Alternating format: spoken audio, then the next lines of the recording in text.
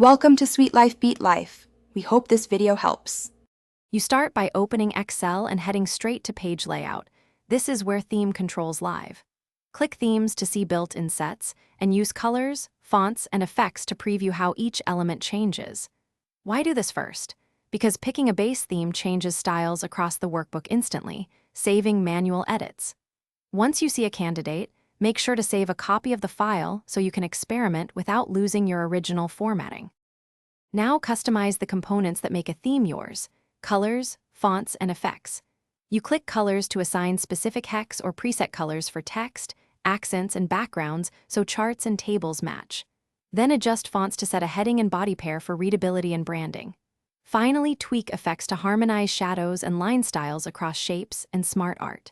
Once done, these choices ensure every new object follows the same visual rules, reducing manual reformatting later.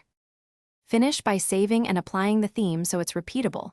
Choose Save Current Theme to create a THMX file you can load into other workbooks.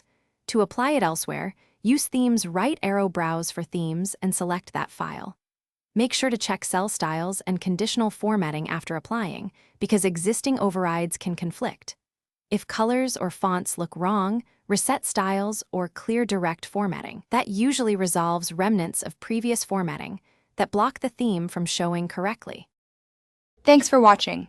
Consider subscribing if we helped you.